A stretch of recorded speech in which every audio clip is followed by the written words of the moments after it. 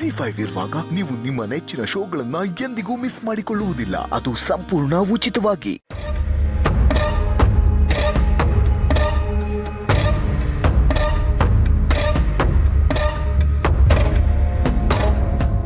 ಮಾಲೆ ನಿಂತ್ಕೋ. ನೀನಿನ್ ಹೋಗ್ಬೋದು. ಇಲ್ಲೇ ನಿಂತು ಯಾರ ಮಾತನ್ನು ಕದ್ದು ಕೇಳಿಸ್ಕೊಳ್ಳೋ ಅವಶ್ಯಕತೆ ಇಲ್ಲ.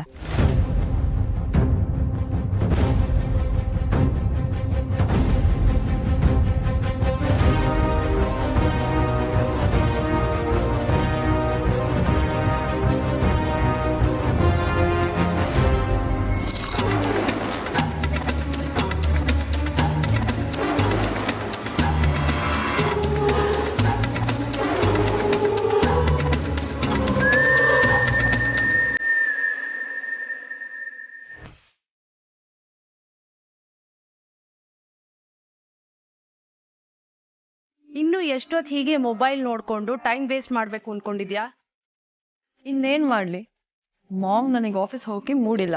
ನೀನ್ ಮೂಡ್ ಸರಿ ಹೋಗ್ಬೇಕು ಅಂದ್ರೆ ನಾನ್ ಹೇಳ್ದ ಕೇಳ್ಬೇಕು.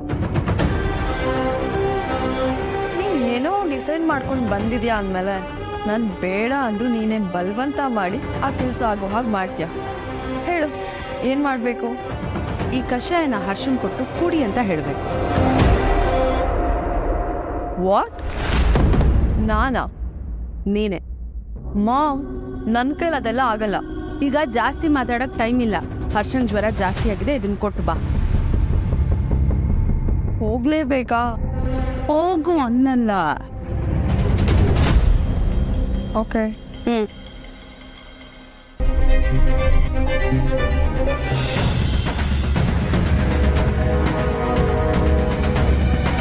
ನನ್ನ ಗಂಡನ್ ಮಾಡಿದ ಕಷಾಯನ ನನ್ನ ಹತ್ರ ಇಸ್ಕೊಂಡು ಈ ಭಾವನ ಹತ್ರ ಯಾಕೆ ಕೊಡ್ತಿದ್ದಾಳೆ?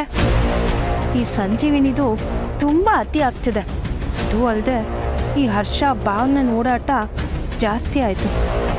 ಈ ಹರ್ಷ ಏನಾದರೂ ನೋಣ, ನಾನು ಯಾಕೆ ಆ ಥರ ಎಲ್ಲ ಯೋಚನೆ ಮಾಡಬೇಕು? ಈ ಹರ್ಷನ ಮನಸ್ಸಲ್ಲಿ ಏನಿದೆ ಅಂತಲೇ ಗೊತ್ತಾಗ್ತಿಲ್ವಲ್ಲ. ಹರ್ಷನ್ ನಿಜವಾದ ಪರೀಕ್ಷೆ ಇರೋದು ಈಗ. ಇಷ್ಟು ದಿನ ನನ್ನ ಮೇಲೆ ಎಷ್ಟು ಪ್ರೀತಿ ಇದೆ ಅಂತ ತಿಳ್ಕೊಬೇಕಂತ ಅಂದ್ಕೊಂಡಿದ್ದೆ.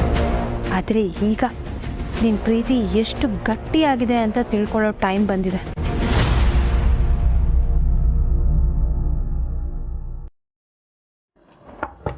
ಹರ್ಷ, ಮೈ come in? Yeah please.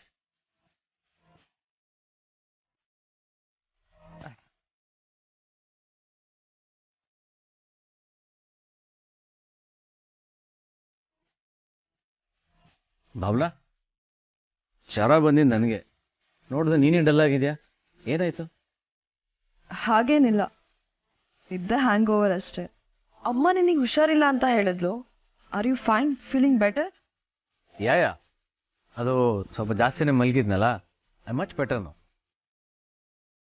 Good, rest well. ಹಾಗೆ ಬೇಗ ಹುಷಾರಾಗು. ಯು ಟು, ನೀನು ಚೆನ್ನಾಗಿ ರೆಸ್ಟ್ ಮಾಡು, ಆಮೇಲೆ ಫ್ರೆಶ್ ಆಗ್ತೀಯಾ.